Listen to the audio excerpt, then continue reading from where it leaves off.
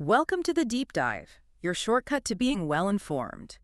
Have you ever wondered what really goes into creating the music you hear every single day? You know those chart-topping pop hits? Or even the background scores for videos you watch online? Exactly. It's this fascinating blend of pure artistry and some really serious technical wizardry. It truly is. And in this deep dive, our mission is really to pull back the curtain on digital music production for you.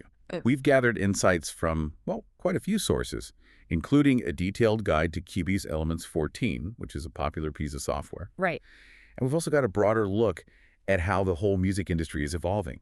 We'll explore the essential tools, walk through the creative process, from that first spark of an idea all the way to a polished track. And we're even touching on artificial intelligence. Oh, definitely.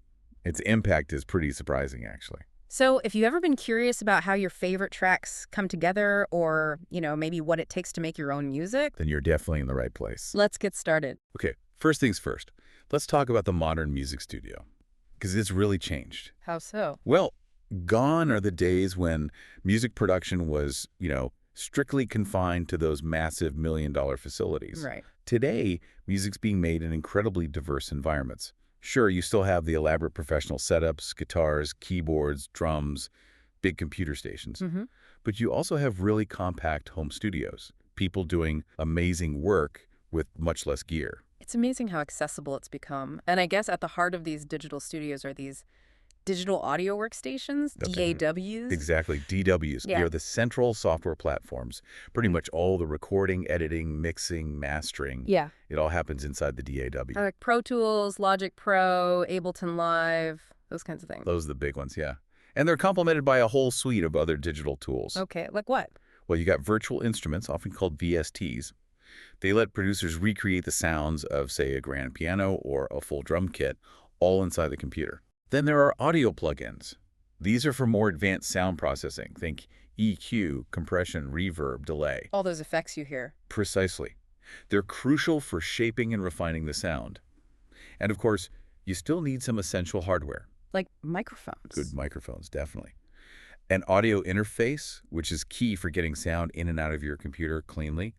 And monitor speakers, so you can actually hear accurately what you're doing. Makes sense. Even things like music theory tools, maybe score writing software or chord dictionaries, they still play a really foundational role. Okay, now here's where I think things get really fascinating. You mentioned AI, the transformative role of AI. Yes, advances in AI-powered platforms are genuinely revolutionizing the industry. How? What can it actually do? Well, AI can assist with creativity itself, generating melodies, harmonies, even suggesting full composition sometimes. Really? Yeah, it also helps with sound design, creating unique textures, unique sounds for those virtual instruments we talked about. And it's great at automation. Automating what, exactly? Streamlining repetitive tasks. Things like aspects of mixing, mastering, even arrangement sometimes. It can save producers a huge amount of time. So it's like a helper? It can be. What's particularly interesting is how AI can almost act as a collaborative partner, offering suggestions that might spark new ideas for the human producer. Take platforms like Suno, for instance. You can log in, often just with a Google account, get some free credits each day, Okay. and then just click Create Song.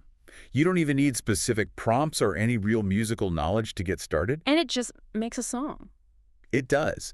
It used to be these platforms might only generate shorter bits, like maybe a minute long, and you'd have to kind of stitch them together. Right. I remember that. But now they can often create full, complete songs instantly. It's pretty wild. So can you use these songs commercially?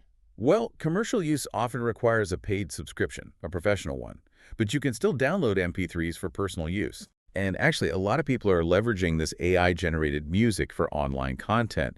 YouTube music channels, background music for videos, things like that. It can drive traffic. But this brings up a big question, doesn't it? It does. Despite AI's incredible efficiency, its ability to produce technically, perfect results, Yeah. human expertise, human touch, it remains absolutely essential. Why is that?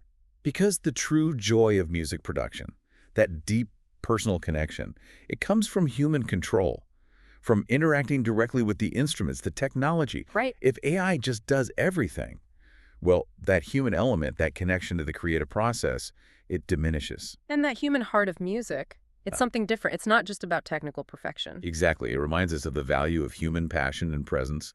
We were sadly reminded of this recently with the unexpected passing of a veteran musician, Han Wang. Ah, yes. A highly respected figure. Incredibly respected and known for being so kind. His life and his work really underscore the irreplaceable value of human passion in the arts. It's a stark contrast to the automated perfection AI can offer. A really important point. So keeping that human element front and center, let's dive into the core stages of human-driven music production. Where does it all start?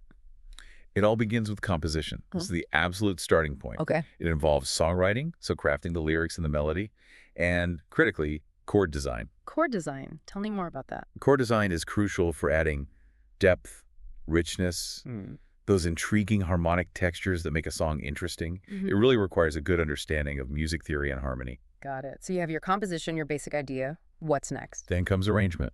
This is often called the song's face. Its face. Yeah, because arrangement dictates the overall sound and feel. What's fascinating is you can take the exact same core melody, and different arrangements can create vastly different moods, different emotional journeys for you, the listener. So how does that work? What goes into arrangement? It involves choosing the instruments, first off, detailed design of the chords and harmonies, building on the composition, and rhythm design, crafting captivating patterns by balancing the beat, the tempo, syncopation. It sounds complex. It can be. It's really about strategically shaping the song's progression, its structure, to guide the listener's emotional journey. It's not just what notes are played, but how they're presented, how they interact. Can you give an example to make it clearer? Sure. There was this compelling experiment. Someone took a single, dry vocal track, just the singing, no instruments, nothing else, and gave it to multiple musicians. Their task was to arrange it, each in their own distinct style. And a result? A huge range of interpretations. Some were ambient and dreamy, others were energetic, punchy. It perfectly showed how much arrangement defines a song's final identity. One really notable example highlighted the work of a 17-year-old arranger. They sliced up the vocal, processed it with automation that's like computer-controlled changes over time to create this incredible, dreamlike layered effect. 17. That's amazing. It really is. And it also shows the sophisticated digital production techniques emerging from places like China, where there's significant investment in this field. Lots of talent coming from there. Okay, so composition, then arrangement. Now you need to actually capture the sounds, right? The recording process. Absolutely crucial. This is where the compositions truly come to life. And it demands meticulous preparation. Like choosing the right room, the right gear. Exactly. The recording environment matters, and using high-quality equipment makes a difference. Then, during the actual recording session, you have an engineer who expertly operates the equipment to capture every nuance, every detail of the performance. And it's not just press record, I assume. Oh, definitely not. After the initial capture, the tracks undergo careful editing and cleanup, removing mistakes, tightening timing, getting everything ready for the next big stage, mixing. Okay. And throughout this whole recording part, clear communication and close collaboration between the engineer, the musicians, the producer, it's all essential to nail the desired sonic vision. All right, so let's talk about mixing. You've recorded all your parts. What happens now? Mixing. This is really the art of achieving balance, consistency, and coordination among all the different sounds in your song. Making sure everything fits together. Precisely. Ensuring they all work together to create the best possible final expression. It's a highly technical skill, making all those individual parts sound like one cohesive piece. And this involves those plugins you mentioned earlier. Yes, extensively. Yeah. Mixing relies heavily on various audio plugins. You've got EQ, the equalizer. For adjusting tones, like bass and treble. It's exactly. Yeah. Enhancing or reducing specific frequencies. Then compressors, which control the dynamic, range the difference between the loudest and quietest parts. Helps prevent distortion and makes a volume more consistent. Okay. Reverb, to add depth and a sense of space. Delay, or echo, which creates that repeating effect, adds a kind of three-dimensional feel. There's also pitch correction plugins, like the famous Auto-Tune, for fixing notes that might be slightly off. And noise suppression tools to clean up any unwanted background sounds. It sounds like a lot of tools. Used to be expensive, right? Incredibly. What was once prohibitively expensive analog equipment, massive consoles and outboard gear costing millions, is now accessible digitally for a tiny fraction of the cost. Yeah. You can get professional digital effect plug-in bundles, really high-quality stuff, for under, say, 10,000 new Taiwan dollars. Which is about. Roughly $300, give or take. Yeah. It's truly democratized high-quality mixing, made it available to so many more producers. That's a huge shift. Okay, so after mixing, there's one more step. Mastering. That's right. Mastering is the final polish, the ultimate quality control step. What does it involve? Historically, especially when people released full albums, mastering ensured consistency across all the songs. Consistent volume, tone, frequency balance, and soundstage. Soundstage. Yeah, that's like how wide and deep the sound appears, where the instruments seem placed in a virtual space. Mastering made sure the whole album flowed smoothly, no jarring changes between tracks. Okay, but people release singles more often now. True. So today, especially with single tracks, mastering focuses more on optimizing that individual song, enhancing its stereo image, controlling the overall dynamic range, using things like compression and limiting, basically making sure its overall sonic impact is as good as possible. Making it loud enough, but not too loud. Kinda, yeah. It ensures it sounds its absolute best across all sorts of different playback systems, earbuds, car stereos, club systems. Right. It's the very last step before the music gets distributed to platforms like YouTube or Spotify, KKBOX, or maybe prepared for physical manufacturing like CDs or vinyl. Okay, this is great. We've got the overview, the evolution, the stages. Now let's get practical. You mentioned Cubase Elements 14. How does a tool like that actually help you build a track? Right. So let's use Cubase as an example of a DIW in action. To get started, you typically create an account with Steinberg, the company that makes it, and download their installer program. Standard software setup. Pretty much. The installation process guides you through. You'll likely see some security prompts, and it sets up the necessary licensing stuff and audio components. What gets installed, typically? You get the main QB software, of course, but also things like virtual instruments, HLA Sonic, and Groove Agent often come bundled. And, crucially, audio drivers. Ah, drivers. Always fun. Yeah. When you launch Cubase the first time, it'll guide you through activation. Usually needs an internet connection for that. Sometimes a wireless one works better than wired, strangely enough. Good tip. And you mentioned a key driver for PC. Yes, ASIO for all. For many PC users, this is essential. It's a universal audio driver that allows for low latency audio input and output. Low latency meaning? Meaning minimal delay. When you play a note on your MIDI keyboard or sing into your mic, you hear it back in your headphones almost instantly. No annoying lag. Makes performing and recording feel natural. Does Mac need this? Macs have a similarly low latency system built in called Core Audio. But even on Mac or PC, if you have a high-end external sound card, it might use its own dedicated ASIO driver for best performance. Okay, so drivers sorted. What about setting up a project? Right, inside Cubase, in the project setup, you'll set some critical parameters.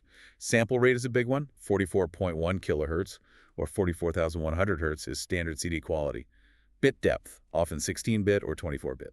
And these need to match your hardware? Ideally, yes. Match them to your audio interface settings for optimal performance. Professional studios often work higher, maybe 48 kilohertz or even 96 kilohertz, and usually 24-bit, but that demands more computer power. Got it. What else in setup? Under the studio setup, specifically the audio system section, you'll tell Cubase to use your chosen audio driver, like ASIO 4All V2. If your computer doesn't have native ASIO support, ASIO 4 is often the solution. Okay. And finally, you just double-check your audio connections, the inputs and outputs, just to confirm that AS4All or whatever driver you're using is properly routing your sound in and out. Seems like a few steps, but important to get right. Definitely worth taking a minute to configure correctly. There are also preferences where you can set other options, like how Virtual Studio Technology, VSTs, behave. All right, setup done. How do you actually use the thing? Interface navigation. Cubase, like most EDRWs, relies heavily on keyboard shortcuts or hotkeys for efficient workflow. They really speed things up once you learn them. Example. Oh yeah, like 0 in the number pad might be stop. The decimal point key often toggles the playback cursor back to the start. Numpad plus and minus for fast forward and rewind.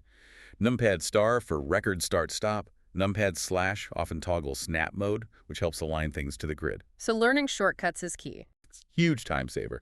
There are also function keys for opening specific windows, F4 for audio connections, F5 for the media bay, F8 for a video player if you're scoring video, F11 for VST instruments, C-Trill plus P for the pool window, which manages your project's audio files. Okay, what are the media bay and VST instruments windows? The media bay, F5, is your central hub for finding and previewing audio files, samples, loops, all sorts of building blocks. It often includes libraries of MIDI loops too, pre-made patterns for bass, piano, drums, things like that. And F11 VST instruments. That window gives you access to all your virtual instruments, like the Alien Sonic SE synth sampler and the Groove Agent SE drum machine that come with Cubase elements. You load and manage them there. Okay, let's build something. How would you start a track? All right, a practical example, you might start by adding a chord track. This is a cool feature where you can define the harmony of your song. You'd set your project tempo first, maybe 90 beats per minute, just as an example.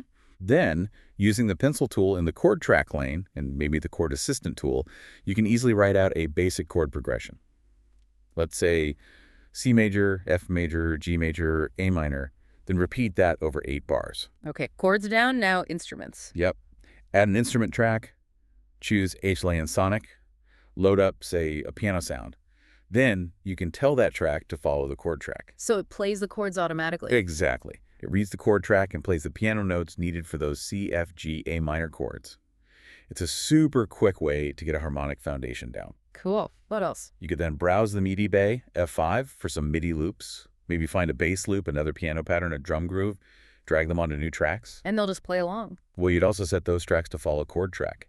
That way, even if the original loop was in a different key, Cubase will adapt the notes to fit your C, F, G, A minor progression.